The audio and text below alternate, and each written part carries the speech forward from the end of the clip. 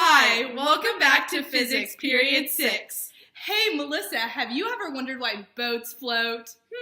I guess I never thought about it. Well, do you want to find out? Sure. Let me throw it back to 287 BC with my pal Archimedes. He was a Greek scientist that discovered displacement. Oh, thanks to physics, I know the definition of displacement. An object that sinks displaces an amount of fluid equal to the object's volume. You're absolutely right. So, an example would be when an ice cube is put into water. As soon as the ice cube hits the water, it starts taking up space, causing the water to disperse and overflow out of the cup.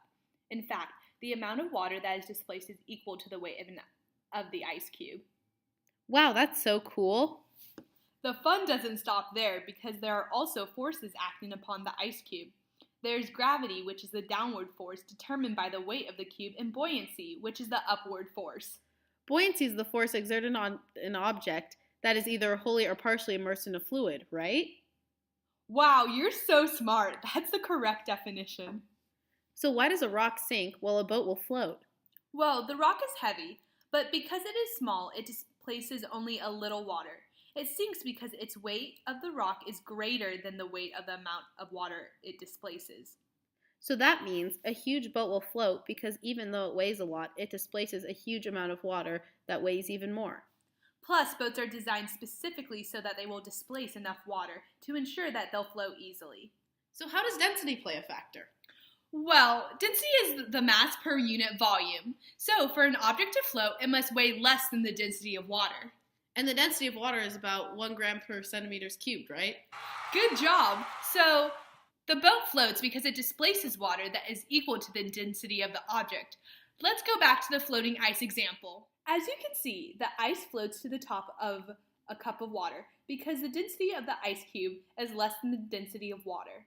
Wow, how interesting. Now let's talk about the equations for volume and buoyancy. To find the volume of the water displaced, you need to multiply the length by the width by the height, and the units of volume are kilograms per meter cubed. The formula for the force of buoyancy is the density of the fluid multiplied by the displaced body of volume multiplied by the gravity, and the unit for buoyancy is N, which is force.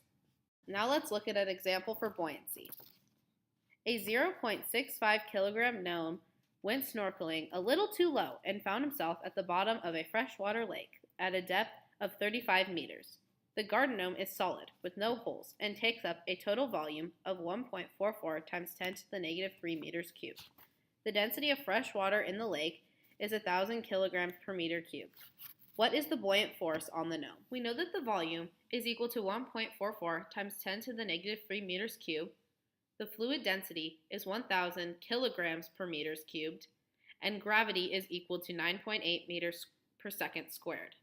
So the variable we need to find is buoyancy. We know that the equation for buoyancy is fluid density multiplied by the volume of water multiplied by gravity.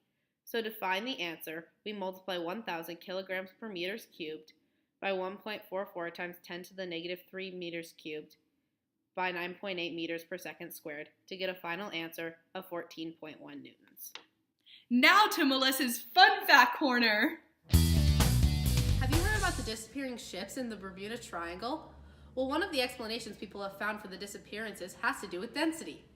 There are big bubbles of methane gas that rise up from the bottom of the ocean, and as they rise, they cause the density of water to decrease, making the ship more dense than the water and sink immediately to the bottom of the ocean.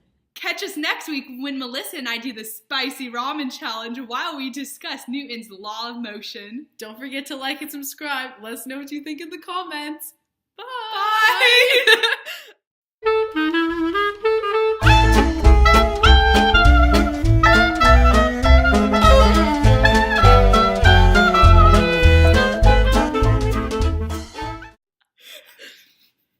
Wait, we're doing it together. Okay, ready?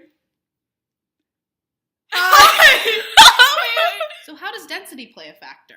Well, density is the mass per unit volume, so I'm so sorry, I can't read that. Okay. I'm so blind.